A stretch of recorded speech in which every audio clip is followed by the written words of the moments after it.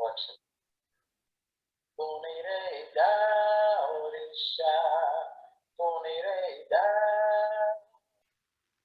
Fun Ire Ida, Elepa. Fun Ire Ida. Fun Ire Ida, Ogo. Fun Ire Ida.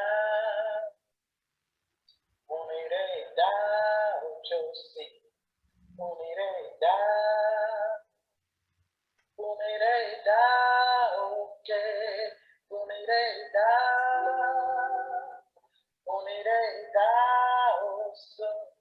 Fun Ire Ida. Fun Ire Ida, Obatala. Fun Ire Ida. Fun Ire Ida, Oloko. Fun Ire Ida. Fun Ire Ida, Shango. Fun Ire Ida. Fun Ire Ida, Oya. Fun Ire Ida. Fun Ire Ida, Bayu. Fun Ire Ida. Fun Ire Ida, Nana. Fun Ire Ida. Fun Ire Ida, Yemaya. Fun Ire Ida. Fun Ire Ida, Oila. Fun Ire Ida. Fun Ire Ida, Ibejio. Fun Ire Ida. Fun Ire Ida, Yambao. Fun Ire Ida. Fun Ire Ida, Osho. Fun Ire Ida. Fun Ire Ida, Ajeo. Fun Ire Ida. Fun Ire Ida, Iyami. Fun Ire Ida.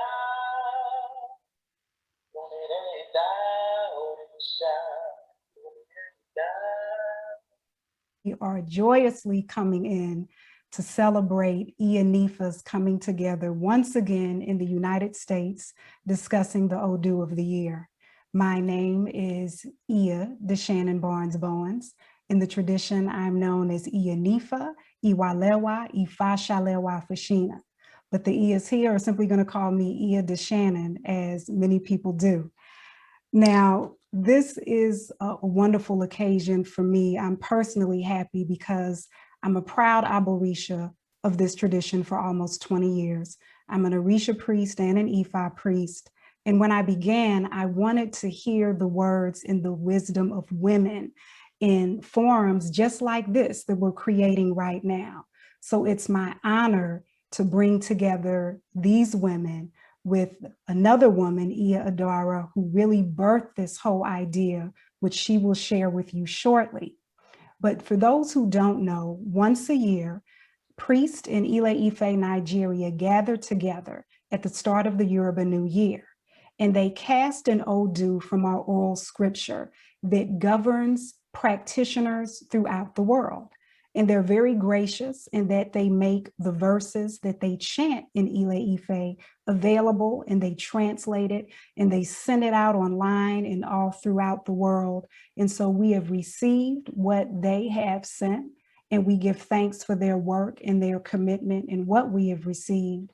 And now our purpose here is to look at what they have shared and discuss and reflect and contemplate on this as it relates to us here as people who are living in the Western hemisphere of the world, and particularly the culture of the United States that we dwell, live, and breathe in. And so that's our purpose in being here. I'm going to get started with some bios and introduce our panel. And I am excited to start with the woman whose music and voice you just heard. Her name is Yeye Teish. And I have to get the bio right. I have to read it. I have to put some respect on her name and all the other E's. So many people are familiar with Yeye Luisah Teish. She is an initiated elder, an Iyanifa, and a woman chief in Fatumishe compound in Ile-Ife. She is also an Ilorisha of Oshun in the Lukumi tradition. She is a devotee of Dambala Huedo. I hope I pronounced that right, Yeye. And she is the author of Jambalaya, the Natural Woman's Book of Personal Charms and Practical Rituals. And this book is a women's spirituality classic. Women all over the world love and have that book. She is the Olori and the director of Ile Owumila Oshun, which is the House of Destiny and Love, and a member of the Global Council for Ancestor Veneration. Yeye Teish serves as spiritual cultural consultant for Jubilee Justice Journey for reparations. Also, she's with the Restorative Justice for Oakland Youth and the Center of Sacred Studies.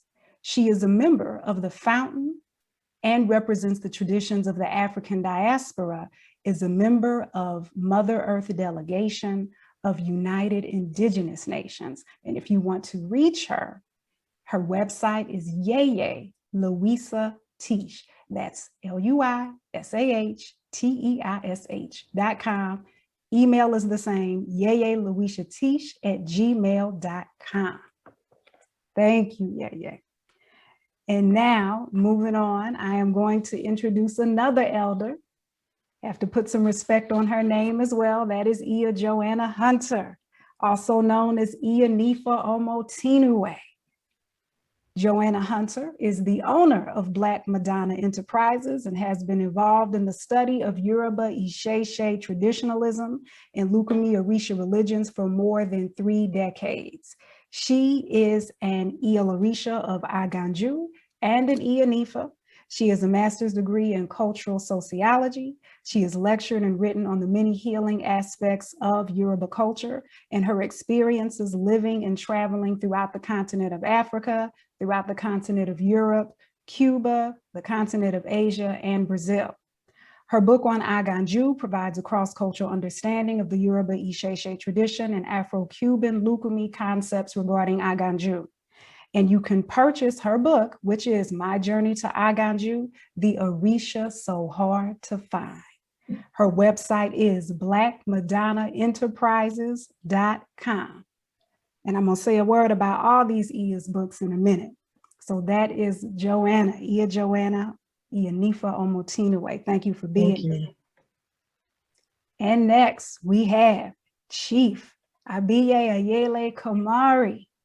Welcome to the panel again.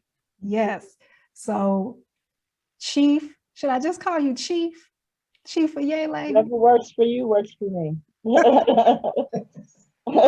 So Chief Ayele, the Iya has over 30 years experience in healing and in indigenous knowledge systems. She has over 20 years in women's traditions and spirituality. She has been a professor, a college professor actually, for 15 years, and she's the author of 3 books and has helped publish 15 books. So Oloye Eleye has many initiations and titles, many, within the Isheshe tradition. She is an Orisha priest, received many Orisha, and she is an Iyanifa. Her latest publication is Isheshe Spirituality Workbook, and her temple, Ori Temple, is in St. Louis, Missouri. So if you want to find out more about the extensive work that she does and how she offers support to people all throughout the country, and I believe the world now, right? Yeah.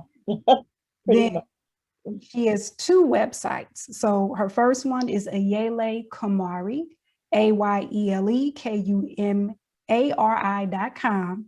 And then you can find out more about her Ile in St. Louis at oritemple.com. So there's actually a third Ori Institute, and that's the school that is worldwide. So anyone from all over the world can access it. And we offer online training. well, thank you for that as well. So ayelekamari.com, oritemple.com, and Ori Institute to access the classes and the training. Wonderful. And then we have a woman who birthed this idea and who asked a question, and I'm going to let her say more about that, but that is Iyanifa Adaramola Oshun Bein Ifai Rinloye Oyetunde. So Iya Adara is a priestess of Oshun and Ifa through Ile Okuni New Temple in Chicago. She has degrees in business management, architectural technology, and a master's in sustainability. She is a fierce goddess advocate and life coach. She owned a metaphysical store in St. Louis, Missouri that helped many people, and she administers a very active group on Facebook called Goddess Central, and she's been doing that since 2007. And I just want you all to know before I ask you to say, or Iya Dara to say a word about what birth is that we also have someone else joining us, and that is Iya Fayomi, who is coming in right now. So we're going to pause as I let the Iya in, who is joining us, another elder that we wanted to have on the panel. And we are so happy that she is here. And Iya Fayomi, I'm going to also introduce you after Iya Dara says a word. So go ahead, Iya Dara. You have to unmute. You're on mute. Thank you. Thank you, Lewa. Okay, so first, happy summer solstice to everyone. Glad to see you here again. I want to give a shout out to my godmother in Chicago, Yeye Omi Ode Ofun Faka Yode Oye Tunje. And basically this idea came to me. It was last year, and I had been initiated into IFA for maybe about 3 years, and I really wasn't tuned into the annual Odu. And I started seeing postings about it's coming down, and I started getting excited. So I started thinking about, well, you know, it's coming down, and it did come down. And I said, well, I'd like to hear what women are saying about this. So I started looking all over line, and I'm looking on YouTube, I'm looking on Google, I'm trying to find women that are discussing and talking about the annual Odu, and I can't find anything. And I'm like, okay. So then I said, well, let me, do some readings on this and see if this is something we need to do. And I contacted Iya Lewa Deshannon, and I also contacted Ayele, and I had quite lengthy discussions with them about this idea, and they have only been supportive. And I started thinking about women that I wanted, to be on the panel. And so Lewa and Ayele gave me some suggestions, and I reached out to the Iyas, and I received an overwhelming yes. It is time. It is time. It is time. And so I'm grateful that you all allowed me to think about something like this and put something like this together with the assistance of course, Lewa, who has done a lot of the leg work and footwork to get this going. And so basically, thank you. And also for those who watched last year, we had an overwhelming warm reception. And I thank you for those who listened to the video and shared it last year. Ashe, thank you, Iya Dara. So as she said, it's because of you that we submit this offering for wisdom, for healing, for empowerment. And we've heard many communities discussing the Odu of the year and being inspired after we shared last year's talk. So last, we have to introduce one more, and that is Oloye Fayomi Falade Aworeni.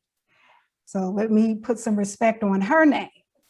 Oloye Fayomi is an initiated priest of Ifa. She is an Iyanifa. She's also an Orisa priest. She is the chief priest, Iya Abiye Awo Agbaye of Ile Ife. And she is Iya Abiye of Salah International Ogboni Temple. She is the author, a blog writer on Ifa philosophy. She is a spiritual counselor, a diviner, a teacher, and a storyteller. Oloye Fayomi has a master's in clinical mental health counseling. So I'm giving her some depth. I'm a psychotherapist too. She is the author of a recently published book, which I believe was published by Ori Institute, if I am correct. And it is River of Ifa, Sacred Lessons from the Ifa Orisa Tradition.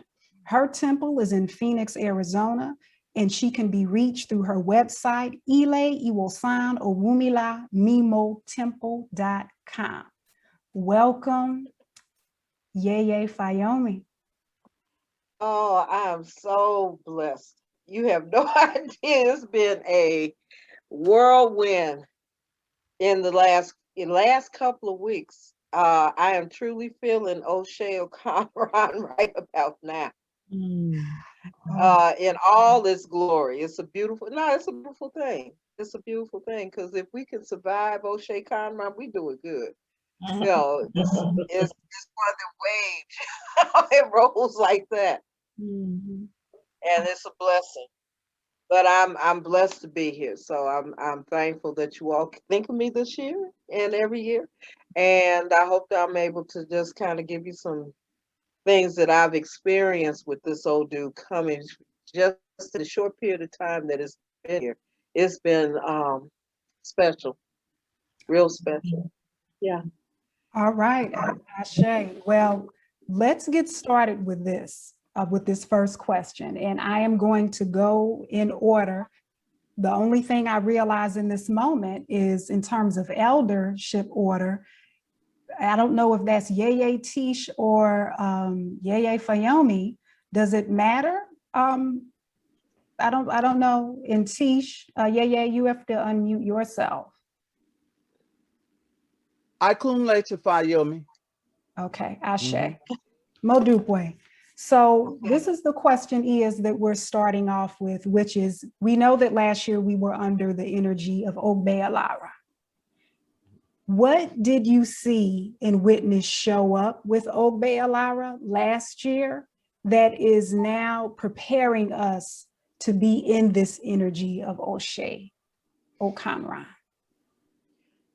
What I found with Ose Alara, which by the way, I am still living up under that Odu because that Odu is the Odu of my marriage.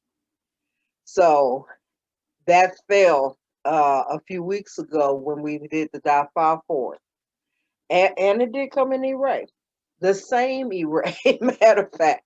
So what it prepared me for living up under it last year was patience. Learning that the level of how we respond and receive is important, and you have to have patience. So when you are looking at how Obelar teaches us, let me try something else. Patience and respect, because that is also a large part of Obelar, that you have to have respect, not only for yourself, but you can also demand respect in that particular Odu. The fiery nature of Ose Okanran, and it is a very fiery nature, because it uncovers stuff, motivations, and insight. We have a lot more insight with this Odu. With that being a fiery nature, you have to be able to have patience, not to act on everything that is done and said in the Ose Okanran. You have to be able to step back a little bit and examine it before you go slap something. And you don't want to slap it, you just want to, So it's teaching us, Obelar taught us to have patience.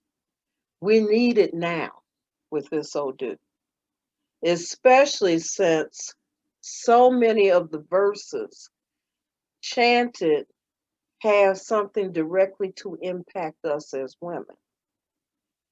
And that, we sometimes you don't want to touch that, but we have to touch it because it impacts us in not a positive way all the time through this. It impacts us negatively.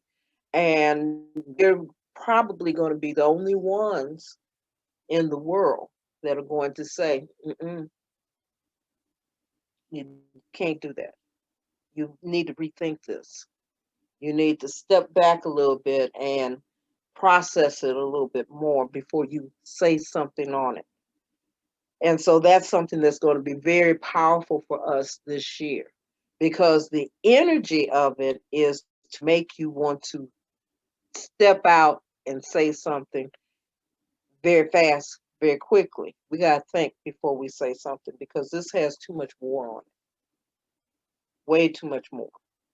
And the war is not just the energy that's coming out of Nigeria between others, you know, and the people there, but it's also that energy that's impacting us on a day-to-day basis. There's a lot of fighting energy here. So we have to be very careful. And we have to take, this is the kind of vote that's going to say, we got to step up. We got to step up a little bit higher and be the forerunners of that. Okay. The voice of reason. Okay. Wonderful. So Yeye Teish, could you unmute and give your feedback? Yes, I want to thank Iya for pointing out my one tragic flaw, which is patience. Okay, I really have problems. I'm one of them sisters who I invoke for something today, and I wanted my shit yesterday. It should have manifested yesterday. You know, what I usually do is gather the readings from Ife, all of the readings that come through, and then I go through them and I divine with my orishas to ask which of these are really applying to me and my household. And what stands out for me is that the last few years, there has been a directive that says very, very clearly, power must be put in the hands of the women in order to save the world. That has been very, very clear over and over again. And, you know, I saw a general tendency for people to understand that the way of the mother, you know, is what will save everybody and everything. And there were a few incidences, especially with brothers coming out of Nigeria. Like, I don't know if you all know, but somebody, some man used my picture on Facebook to try to recruit sisters, okay? And somebody called my attention to it. And I wrote him and I told him, you know, just remember that Oshun takes a castrated goat, okay? And he backed up and left me alone, you know. What I'd gotten from last year was, you know, the world, not just our Ile, not just Africa, the whole world needed to be listening to what women, especially Black women, African descended women, the mothers of humanity, our voices needed to be heard, okay? And we responded to that, as you'll see with the prayer that I'm submitting at the end of this. So when I saw this Odu, it kind of stung me, because while I can go inside of it and talk about, you know, cultural differences and things that are going on, looking at it globally, it does warn that there will not be the peace we've been praying for, you know. And in my mind, if we withdraw the energy of the women, there will not be the peace that we've been praying for, you know. So that's what stands out for me. It's almost as if we were on a path to have the divine feminine lead and save the world, and then, oh no, wait, it's better to have war than to have women in charge. So, you know, I'm interested to go through this Odu verse by verse and try to decipher what's really going on here and what we need to do. Ashe, Yeye. And I wish we had the time to go through every verse together. We won't be able to do that today, but perhaps offline, we can definitely do that amongst ourselves, but it's very powerful. So again, Iya Joanna, what did you notice with what Ogbe Alara brought us is it prepares us to now experience and live with Ose Okanran. Thank you, Deshannon, and I thank all the other panelists also, because you are all my sheroes. And thank you also, Sarud, for inviting me to be part of this panel again. So I'm appreciative of all of you. It was interesting to me, Ogbe Alara, I'm quite familiar with, so I was able to navigate my way through that during last year. What struck me was a lot of things, especially when you mentioned to look back. What were the things that we learned? And, if you might recall that it was, again, Ogbe Alara, and it came with the orientation of Iku, or death, very serious.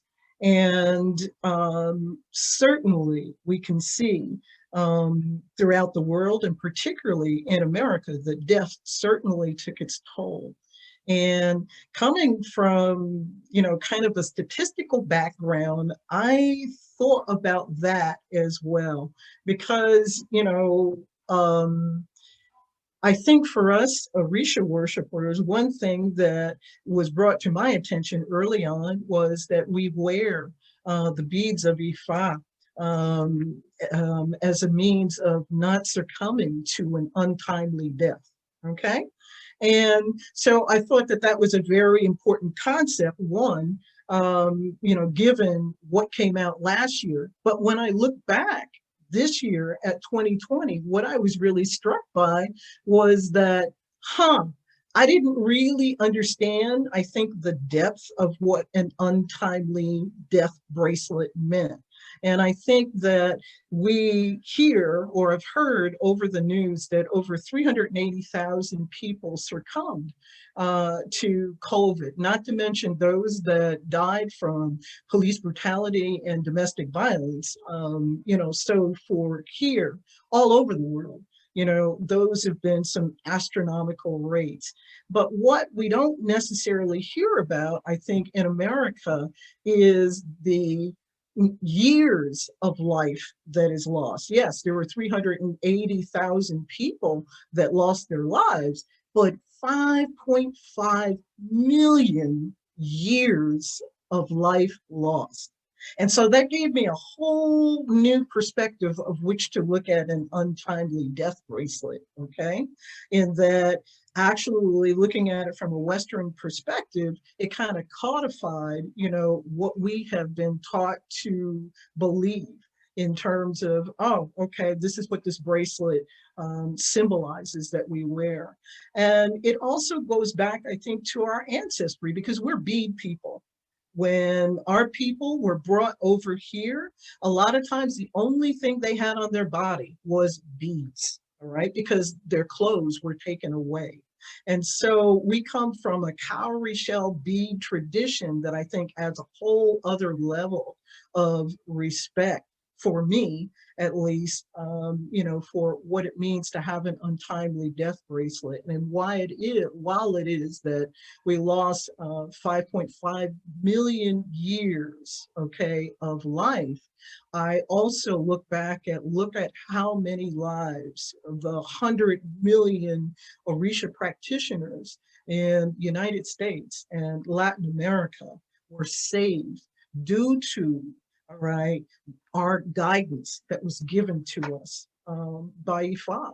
And so for me, I'll never look at my bracelet that I wear on my left arm the same, all right? And when I do, I'll be thinking, about these things in terms of the depth, the knowledge of our ancestors who taught us, okay, about untimely death and what that actually means, in terms of to lose out on a number of years. Can you imagine in our communities, the toll of losing, that many years of life is going to take?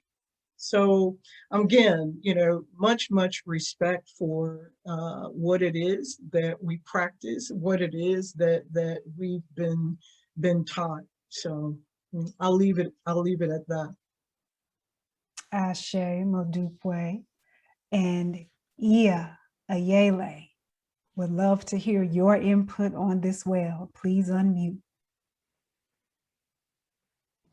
Okay, so I'll make it quick because I know we have a lot to cover. The thing that struck me looking back at last year's Odu had to do with women and women in the position of power, being, as I put it, the rescue of the community. And the United States, for us, we saw a first Black woman in as a vice president stepping in, and it was probably a significant key in winning the election that had never been done before. So that was something that, whether we recognize it or not, it becomes kind of an icon and a symbol in the world, and different people have different, opinions on the nuances. But one thing we can be certain is that she was a woman, and she is in a significant position of power and responsibility. So I definitely saw that there were other women that were placed in historic positions and so on and so forth. I did see that, as Yeye Tish had mentioned, some things were not necessarily adhered all over the world, but I definitely still saw women coming together, becoming more conscious in many ways as well. There was also something in there that talked about all of the people, all of the Oba in Yoruba land coming together and so on and so forth. So I thought that was interesting. Because there's this, I don't know if many people know, there's this development of the Oduduwa Nation or the Duduwa Republic that many are speaking about, and they're coming together. And they're uniting in many, many ways, because there are some who are promoting the idea of an independent Oduduwa Nation. Now, and that seems to be taking foot. But the other thing that seems to come with that is that, from some who may or may not be aware, it looks like Nigeria may be on the brink of civil war because of it. Not just that, but each groups of ethnic groups, they're making allies and so on, and they're on the brink of civil war to establish. So that's something that, I'm seeing last year seems to be leading to something else. And that brings us to some of the things that are predicted and some of the wisdoms that are coming out of how we need to be advised in moving in that way, or how that might show up in the world, and how it might also impact our community, especially because in this particular tradition, it is centered and rooted in Yoruba and Nigeria and so on. So that's what I see. Ashe, thank you, Iya. So we are moving on, and just so those who are watching know, I'm not skipping Iya Dara. She told me when she wants to come in. So just so the viewers know. So we're moving to the next question, and that question is actually what Iya Fayomi started with speaking about that personal experience of Ose Okanran. So the question now to you is what has been your experience with it that you can share, that you think would be helpful for people who are listening to this discussion? And Iya Fayomi, we'll start with you again. And go ahead and unmute, Iya. Personal experience is that that I'm living bi-continental.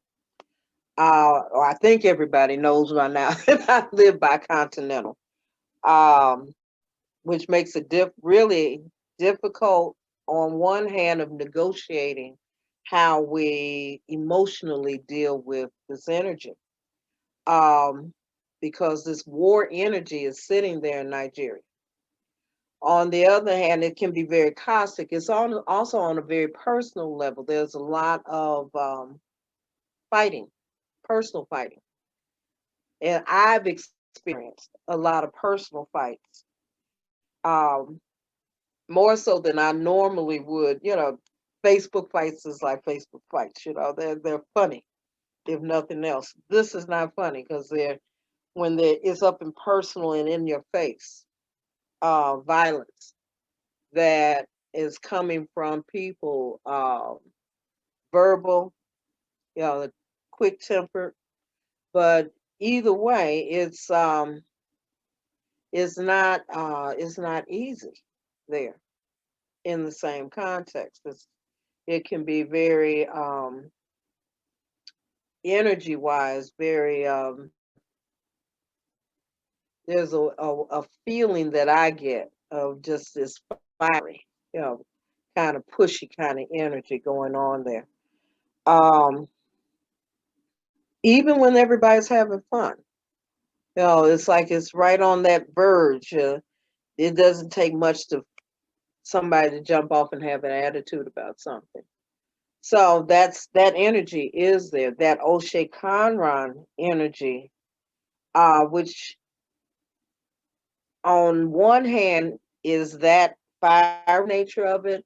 On the other hand, this is also a time where a lot of money has been made too, which is which is real funny about that in a place where there's not a lot of money to be made, but money is being made in Nigeria with certain people. Money is flowing. So Ose Okanran does bring about money. It's just you have to know how to help it along. So that's an energy that's there. I think that's something that if we are smart about it here in this country, that women need to become more economically sound minded when it comes to how the flow of money is acting with us here and how we deal with money abroad. I think it will be very helpful for us to really look into that deeply, especially in the IFA community. Our women, we're market people, and we have to remember that. Sometimes we forget that. What are we doing to help our families economically? What are we doing to help our community economically? Or even to educate people on the idea of money has to be free and flowing and in our hands for us to be able to impact and affect the worlds that we live in. Now, because I live in Abata, which is tremendously different from what I live here in Phoenix. And we're looked upon as people who have money. We broke as hell, so that kind of tells you where it is.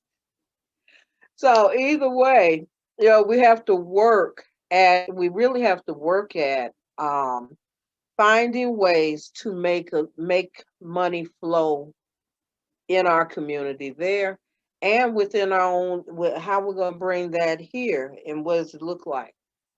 Okay.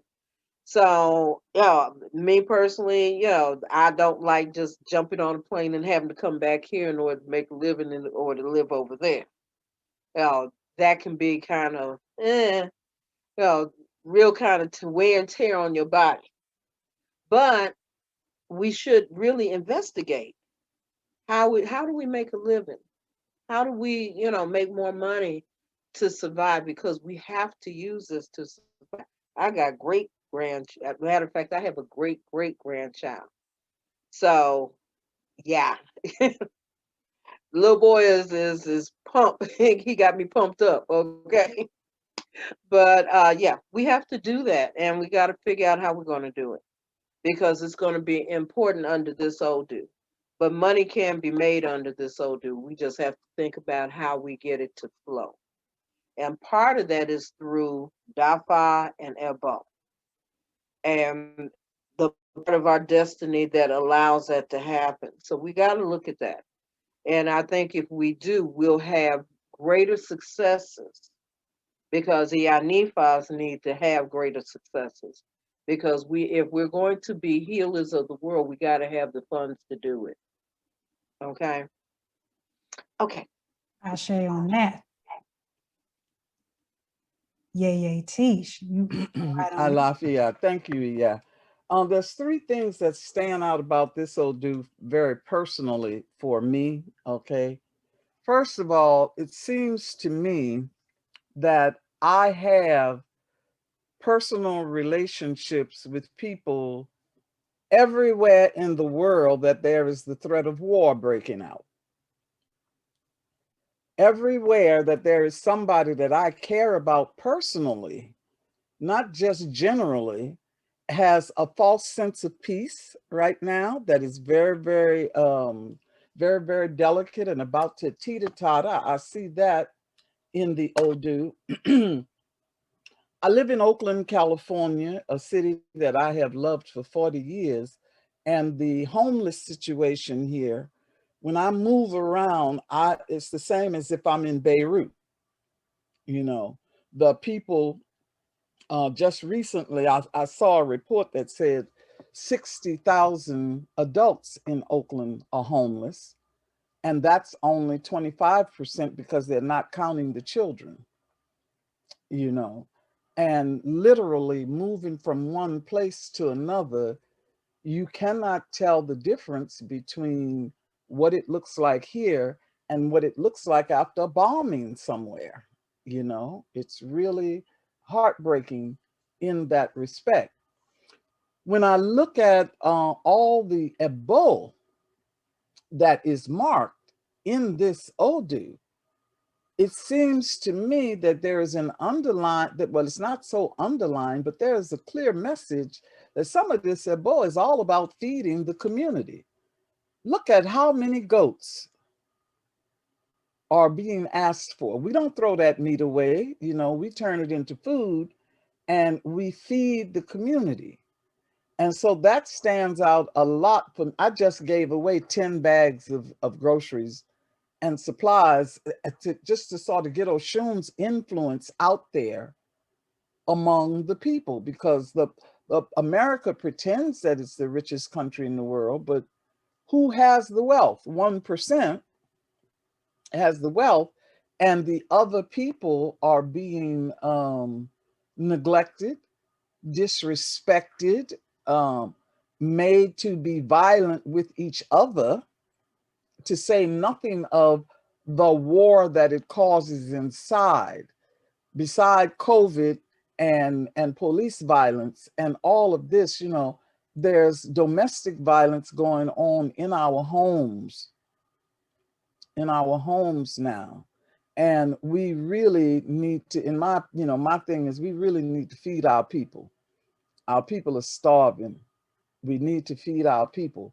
Even more personally, because because I deal with a lot of young women.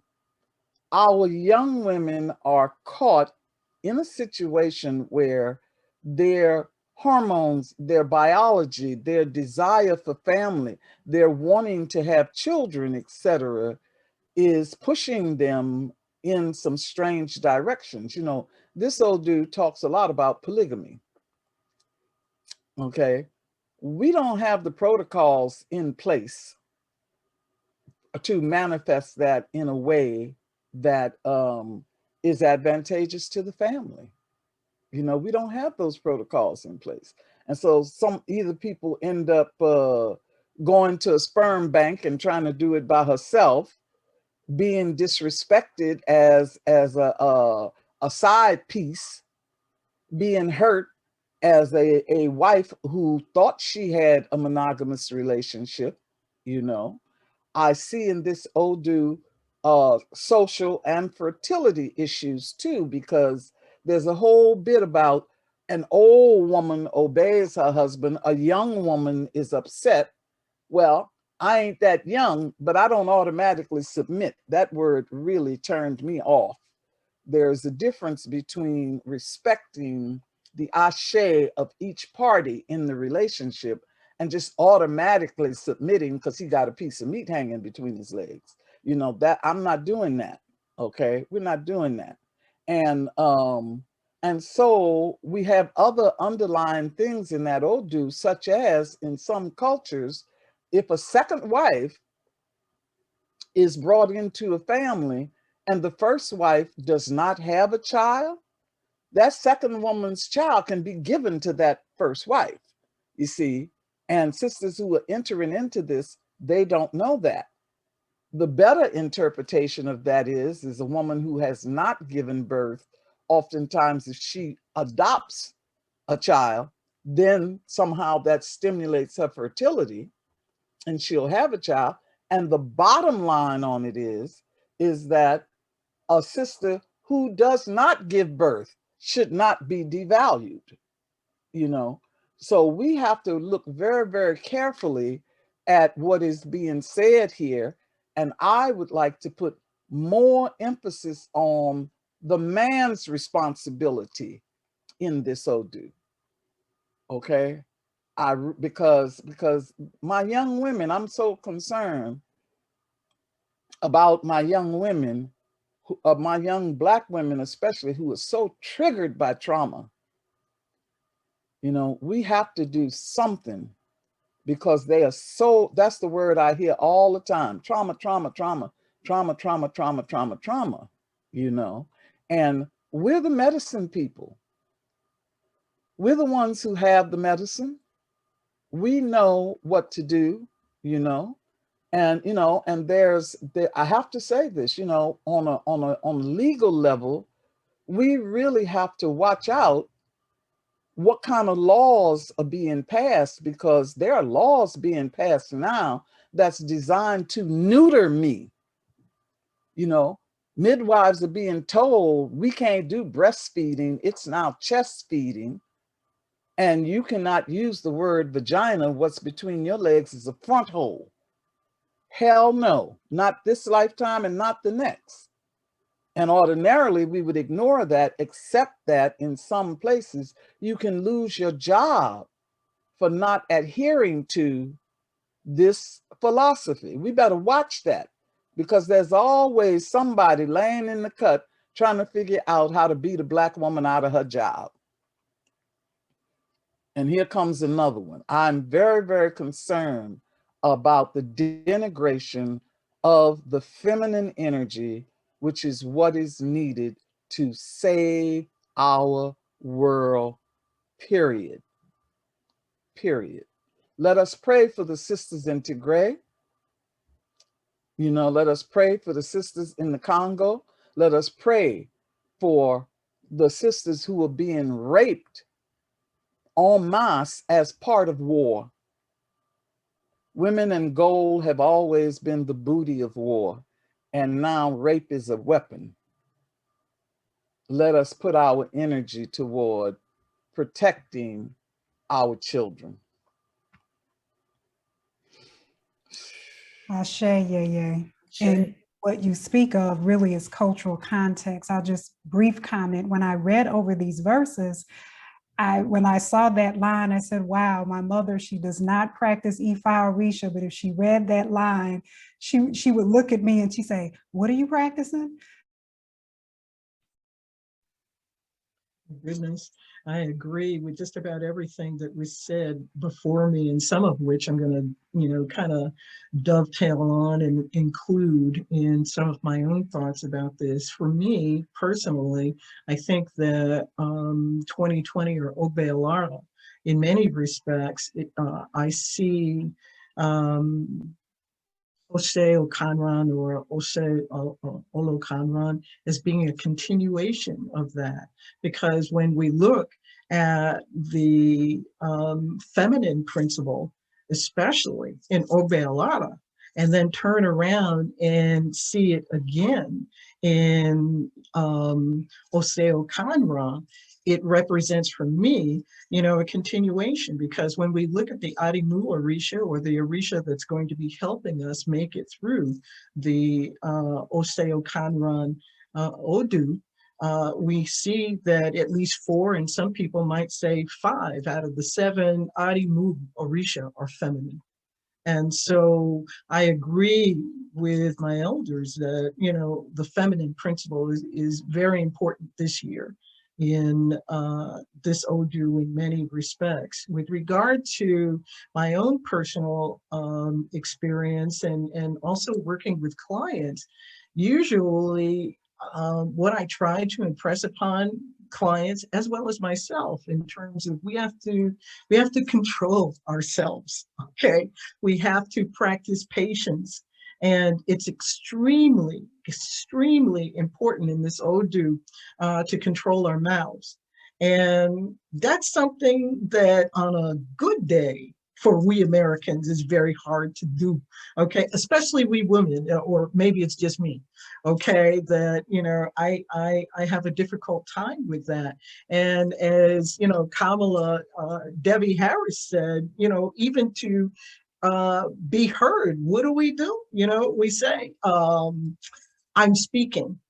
Okay, we have to remind people that we're speaking. And so speaking is very important also in this Odu. And I want to emphasize that, you know, again, I believe Iya Fayomi had said that we really need to practice thinking before we speak in this Odu. And this is coming straight from Ifa, you know, in terms of what we need to be able to do is to think deeply about things before we jump in and say it. And it also gets to abusive language. And we know with all the domestic violence that's happening in the home, that is very much a part of that in terms of there's many forms of abuse, language being one of them. And I think especially in the West, all right, we see that a lot, whereby, you know, language is, you know, the abusiveness of language is taken to a whole other level in the West. And we have to be very mindful of that. And even again, in this Odu, we're told that we shouldn't be mocking people, okay? Which, you know, was very prevalent, you know, in 2019, 2020. I won't even mention his name, but y'all know that guy, all right, who mocked everything and everybody. And, you know, we have to be mindful of that, again, not to fall into that trap, because it's real easy, you know, to look at some of these nutcases around us who are saying these egregious, idiotic things, not to fall into that trap and to say something very abusive to them in terms of, you know, what they can do with their words and themselves. And so we have to be very careful not to fall into that trap, and not to fall into bullying people, you know, as well as mocking people. So just as last year was a lot about character, so is this year, you know, a lot about our character and how we're going to carry ourselves. And this is part of our medicine, you know, in terms of, you know, treating people with our words. I saw a post online that said, oh my God, if we speak to our plants and we see what happens to our plants, you know, what would it be if we spoke to people, other people, even ourselves for that matter, the way we speak to plants? We would thrive, we would grow. And so I think that in this Odu, it's very important to be mindful of our words. Thank you. Thank you, Iya. Iya Ayele. One of the things that comes up for me often has to do with relationships. And that is relationships, you know, interpersonal relationships, political relationships, community relationships, and, you know, what can make them successful and what can undermine them and make them destructive. And that's something that is very important. The cultural context that was mentioned, it's clear to me, you know, and I wrote a blog post about that there's a difference between, there's translation, there is interpretation, and then there's application. When you're looking at an Odu verse, and then you have to take into consideration the cultural context. And so as it relates to how it shows up, you know, sometimes we take a 10th century situation, it's interpreted through a variety of cultural paradigms and things of that nature. But it doesn't apply to us in the West. And that we have to look deeper at its more universal level. We have to begin to look at Ifa through a greater cosmic or global context. How does it show up? There are universal core truths that transcend cultural paradigms and application, and that's what we have to focus on. And so in that, one thing that is universal is the idea of relationships, whether it is personal, in the family, political, community, and so on and so forth. And it's really calling for that. One of the things that this particular Odu, there's a line somewhere. It's not, I don't think it was in this particular one, but it speaks about the marriage between the sun and the moon. But also alludes to sometimes there being eclipse. That's, bringing things together, but also things that you cannot see, things that are in the dark coming to light, and when you have that, there's the idea of corruption, whether it's within the home, individuals that are within the home that are not honoring their commitments, that are neglecting their situation in their homes, or whether it is in the context of leaders neglecting their responsibilities and people that are under their charge. Because one of the things that it definitely seems to speak to is a level of selfishness, avoiding a level of selfishness where you're only thinking about yourself, and it is to the detriment of those who you are supposed to be in charge of, whether it's your personal children or whether it's a community that you're in charge of. There's this selfishness. So when you're looking at this within the context of a relationship, and I'm looking at how they're showing up with regard to if a woman is not able to have a child, oh, you go find another wife, and so on and so forth. We know that that's never going to happen here in the diaspora, in the way, first, it's illegal. That's, so it's not even a thing to do. And while there are some people who are engaging in that lifestyle, often, how do we look at that verse, and how do we look at it in a way that transcends just that particular, idea? And one of the things is understanding whatever it is that's going on at this time, it's not working. You're going to need to take a new direction. That's really what, whether, in the solution that was discovered in someone in the 10th century that this Odu came up with, okay, they got another wife, but it's a situation that's not working in harmony, or a situation that is imbalanced. What is it going to take to bring it to balance? You're going to have to look at new ways of approaching things. You're going to have to take new directions. You're going to have to look outside of your smaller scope of things. And so if it's in business and it's not working, you're going to have to look beyond just what you're doing and look into something more expansive, a new direction. That's where the new answers may be. You might need multiple streams of income if we're talking economically, rather than one stream. So you're looking at it in that context. In some cases, it may very well be that who you're with really isn't for you, that maybe there is someone else that is better suited for you, more compatible with you, and so on. But but not necessarily because of the child thing. It's more speaking metaphorically to, a situation that may need to be reevaluated, a new approach, a new direction needs to be taken.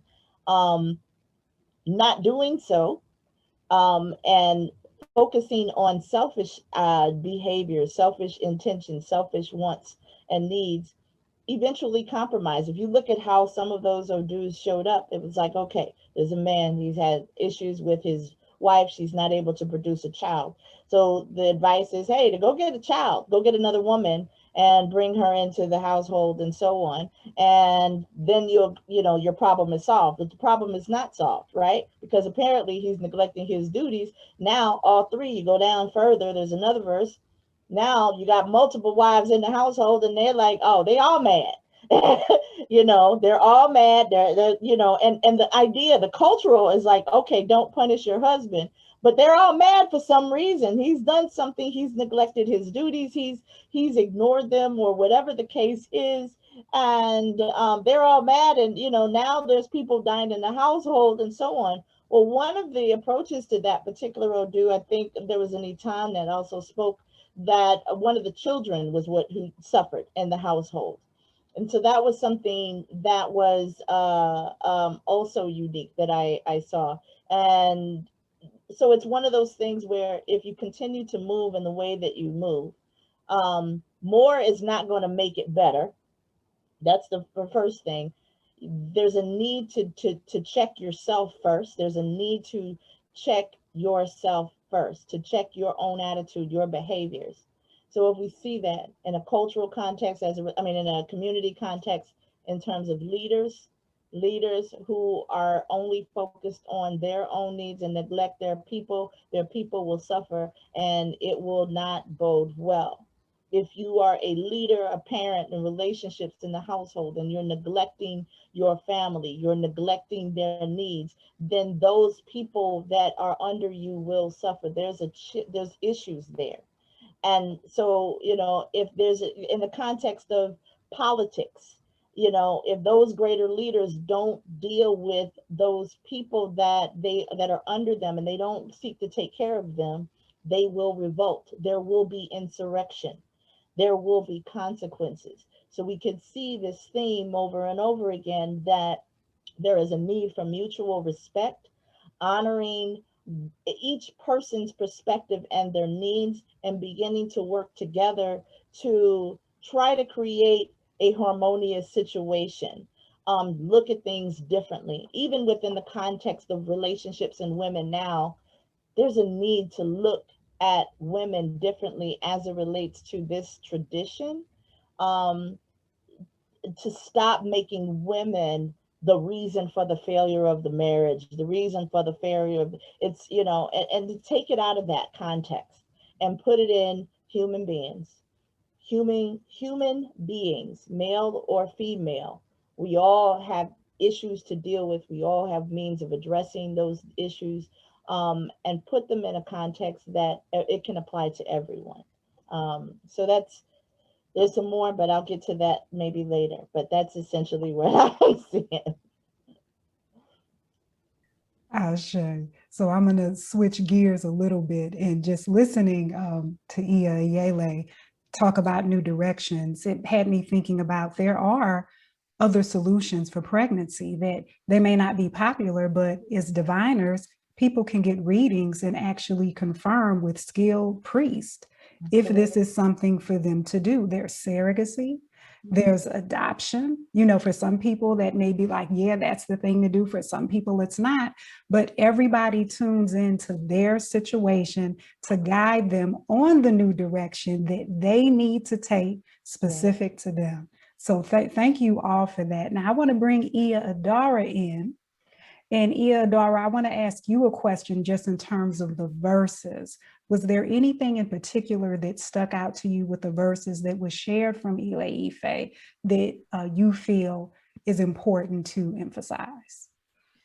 Well, speaking of last year, one thing that I saw happen, it talked about fortunes and gaining monies back. And last year we saw a lot of stimulus checks coming through and bringing back resources into our homes.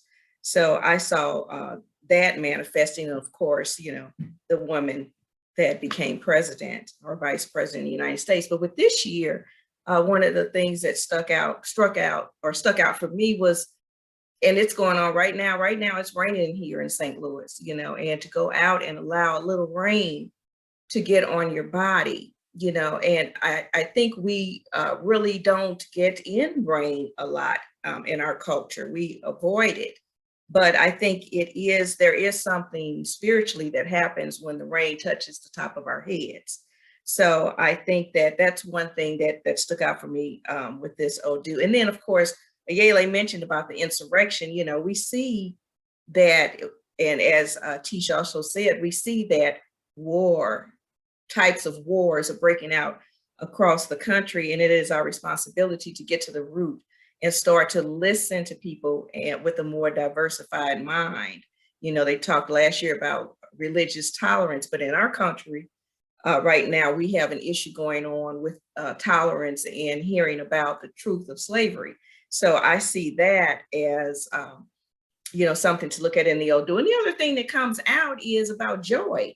That is a part of this Odu, O'Shea and Okanran, both of them. One is about joy and one is about rejoicing. And so I think that we need to party a little bit more this year. You know, we've been stuck in the house and, you know, we've been shut in, and I know we're still under the throes of the pandemic, of course, but I think that even within our own small personal groups, we need to get together and we need to get down a little bit. And so, and bring some of that joy factor back into our lives. And another thing is it talked about staying on the, or being on the crossroads all year. That means that we need to continuously check in and make sure that we are doing our rituals and sacrifices throughout the year and bringing those issues to SU, the crossroads, so that, you know, our will can be carried out. And then lastly is about community checks. That's a part of the Odu. And so, you know, recently we have to be open. You know, when I was growing up, the community could check you and make sure that whatever is out of alignment is talked about, you know, so that we can get back into alignment.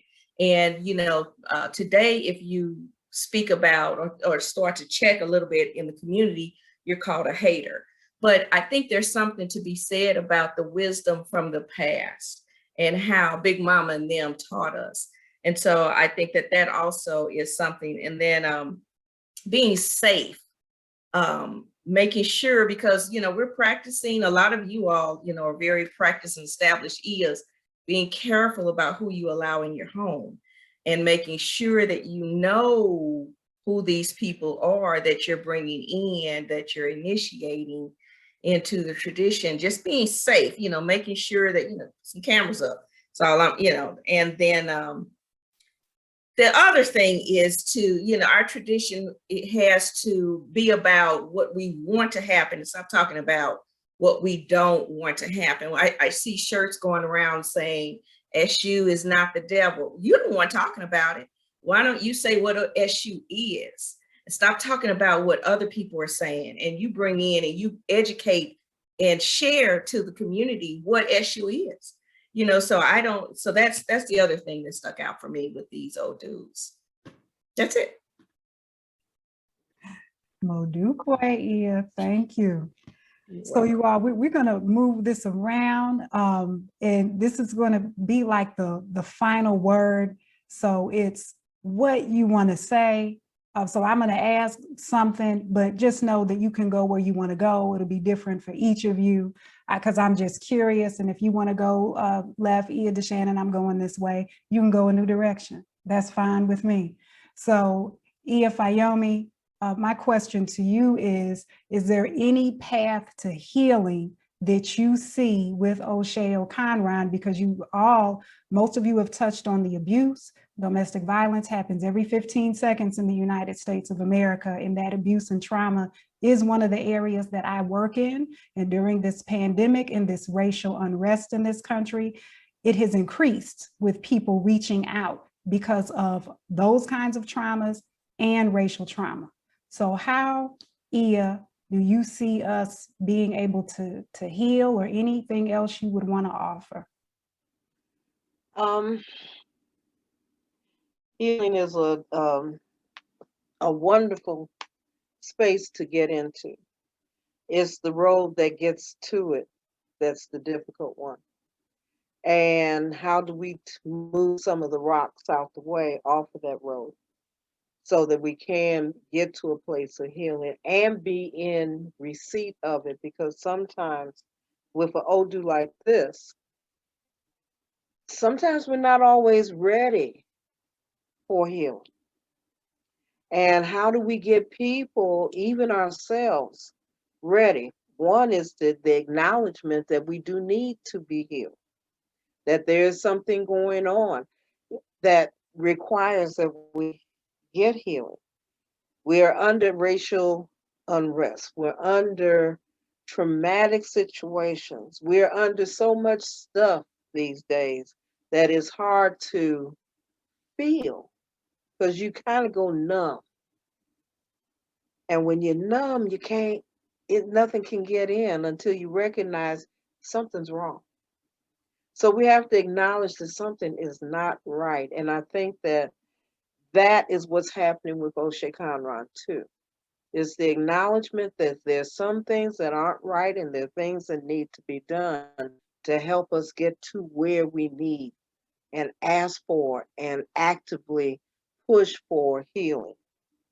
Sometimes you're going to have to tell people in your life that are not feeling because they're numb. Something's wrong here. You need some help. Can I help you? If you're able to help, help. We got to talk more about compassion and care and compromise, because that goes against the grain for so many. But you can't have a fight if somebody, it takes two to fight. So can we step away and say, I'm not doing that? You can fight by yourself. Or can we step in and say, I see something wrong. Can I help you? Do you need some help? If you do, let me do that.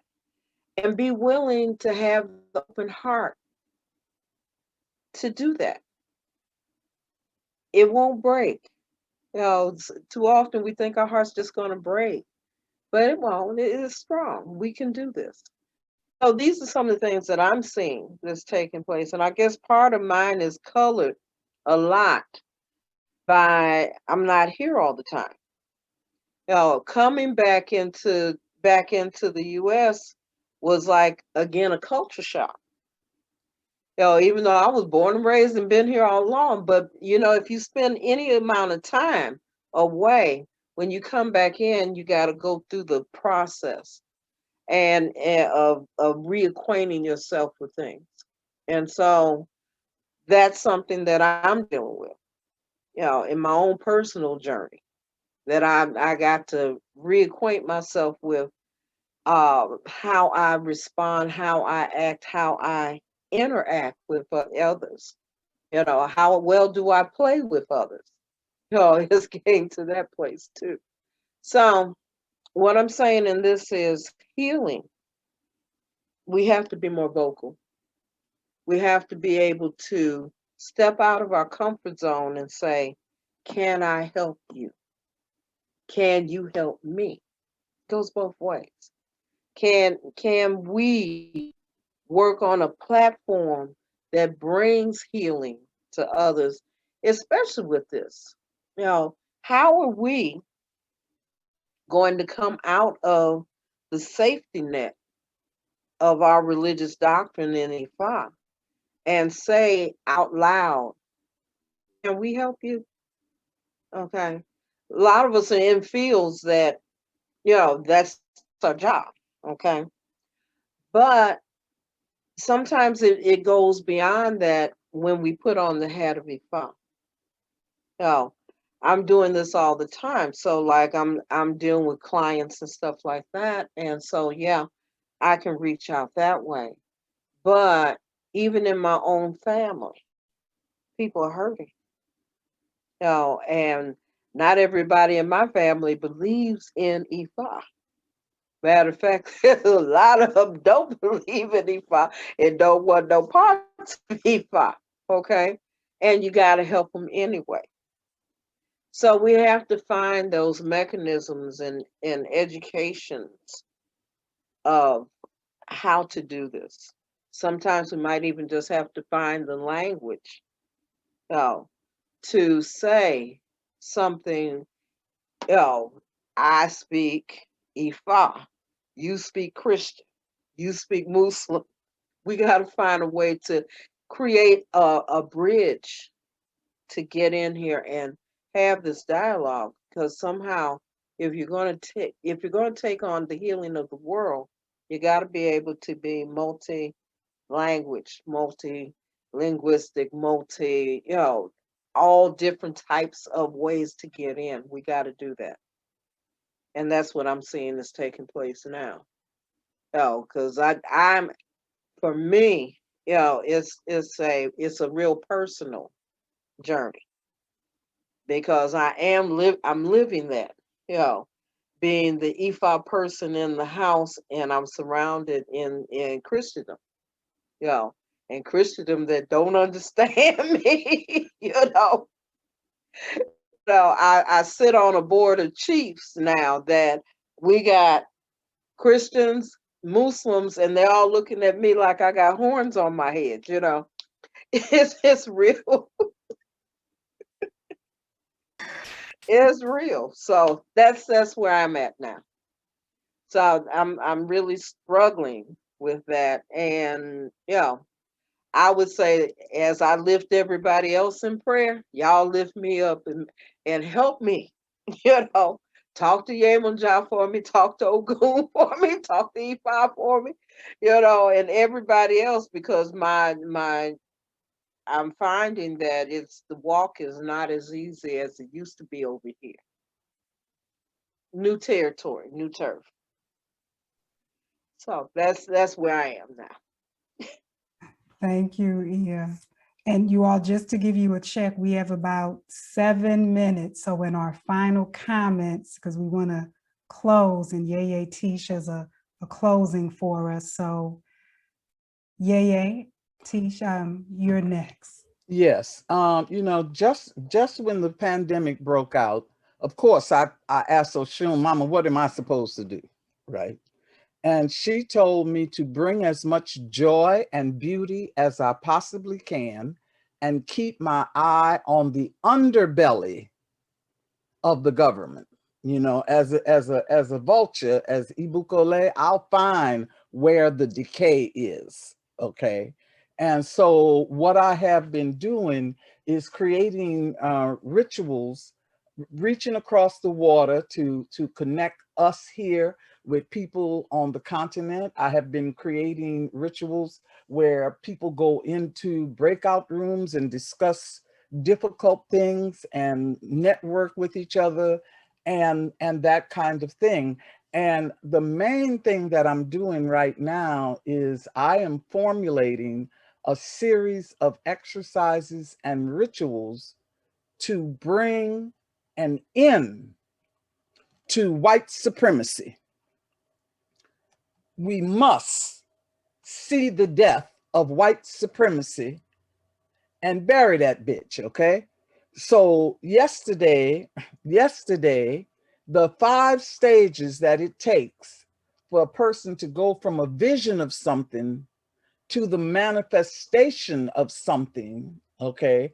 I am putting that to everybody, because if the truth be told, white supremacy is bad for Black folks, and white supremacy makes white people crazy. That's why all of this is going on. It must be eliminated. It has to die. It has to go. And so at every opportunity, that is the work that I'm doing we got to get rid of that.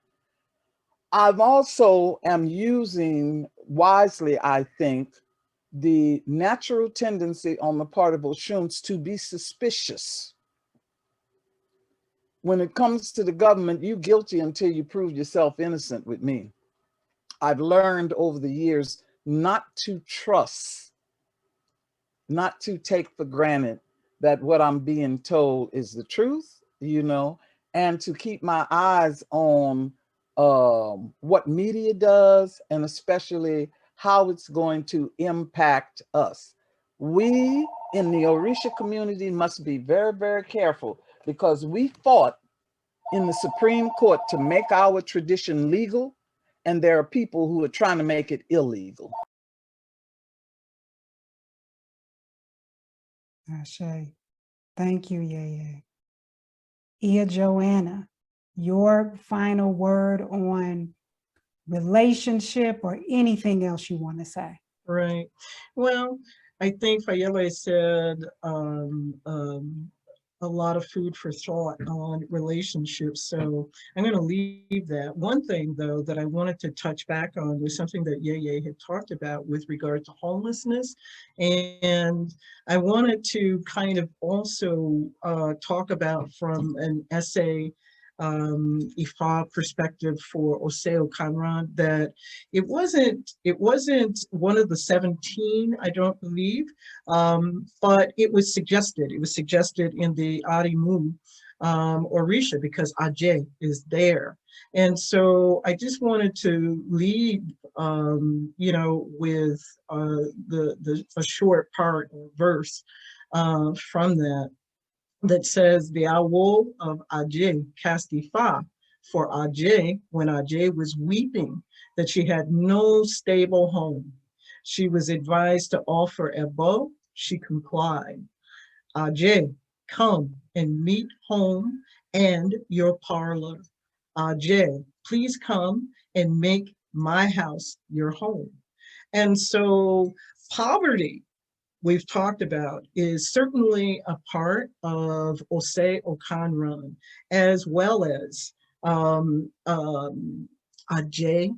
And I think that this is a simple way of being able to get that I look at the last line of that essay as being a good mantra in terms of asking Ajay to come and live with you, make your home, you know, let this be your parlor.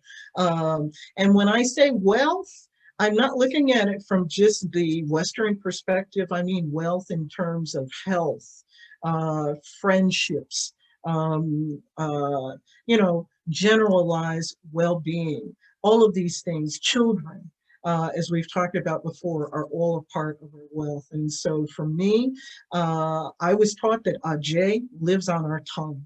And so this is something that we all can say, any and all of us, regardless of whether you're a priest, whether you're not, whether you're a traditionalist of Orisa or Christian or Muslim or whatever, we need to be cognizant that wealth lives right here and we can speak it into our existence, and that's important to walk away with. That's it. Ashe, Mudupwe, Iya Ayele, your final thoughts. Real quick, one of the things that stood out to me, as I mentioned previously, is going through those Odus, and then there was a situation where the women were angry at their husbands and so on. And then people started dying and they had to go make an offering. And one of the offerings was offering the goat's breast. And that was very triggering for me because I've had clients that literally had breast cancer. And one of the offerings that had to be made was the breast of an animal, 2 whole breasts that were together, you know, and so that she would not lose her breast, so that, you know, she would be able to keep them. And this particular woman did make that offering, along with some other things, but it was a 2-fold offering. One, she had to release her resentments and her anger. And the other was that she had to make offering of this breast and some other, you know, small items. But what stood out for me when I read this was triggering in that, you know, the breast are located in the same area as the heart energy, right? And Okan means heart. So we're, you know, inevitably there's something related to something we're passionate about in heart and heart energy and so on. So there's a real need, one, for women to really take care of their breast health, right? Really, really take care of their breast health. 2, and for people in general to really take care of their heart health, but not just physically, emotionally, releasing resentment, releasing anger, not holding it in, because that holding in can turn to a cancer that can take you out. I've seen it over and over again. If there's one consistent, what I would call an Iwa Ebo, that's an Ebo of character, when I have clients that have cancer, the key to healing, and they can heal, it's absolutely possible, but it is requiring forgiveness, releasing resentments, whether you feel they're justified or not, releasing anger and resentments, and that can lead to a healthier position overall. And lastly, because it also touched on health and hygiene in another way, and that is as it relates to sexuality STDs and things of that nature, indiscriminate sexual situations, being mindful, people being mindful of creating casual relationships, casual sex and things of that nature, because that can increase opportunities for STDs and things of that nature. It spoke about someone having an affair. They came home with an STD because it had produced an odor and so on. So being mindful of those things is I guess that would be my last last warning. I don't mean to let it go on that note, but I do think it's really important to be mindful of those keys as we move forward in general, and be be conscious about what you do, what you think, how you act, and the path in life. Ashe, Iya, thank you. And it was okay to leave it on that note because we are having a closing prayer. I want to thank you all for your wisdom and everything that you shared. It really was nourishing to listen to you. And so we appreciate it. Those who listen to it, I hope you are appreciating it. And finally, I'm going to bring up a prayer for the world. And Yeye Teish, if you could share this in a minute and a half. I give you an extra 30, and I'm going to bring it up so you can see it.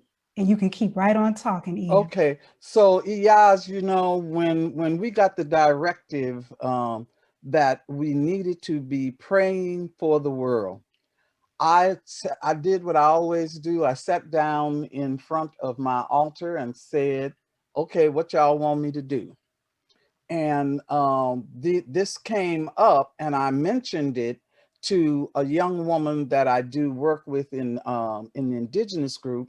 And she said, oh, yeah, I can see the trees. I can see what you are talking about. And so we put this together. On behalf of the world, we stand before the baobab tree and we say, protect us from any and all negative forces, okay? And if you click on the link at the bottom, you are then directed to a website that tells you about the sacredness of the baobab tree. We stand before the tropical palm and we say, Spirit, provide us with the resources we need to achieve our goals. We stand before the Joshua tree, which only shows up 2 places in the world, and we say, Spirit, defend us against that which invades or attacks.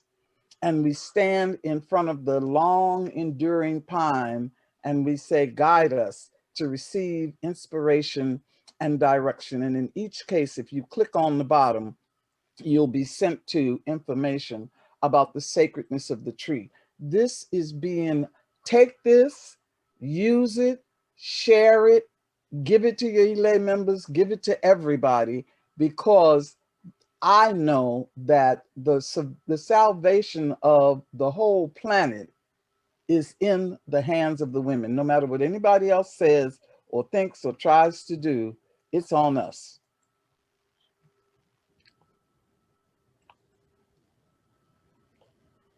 You muted, baby. Muted. Hey. Ashe, and that is what they would say in the church was a word. was a word. So thank you, everybody.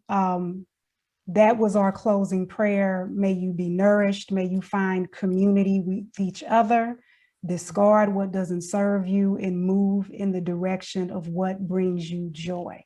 Stay safe, be well, and who knows, maybe we'll see you in next year. Odabo. Odabo. Thank you.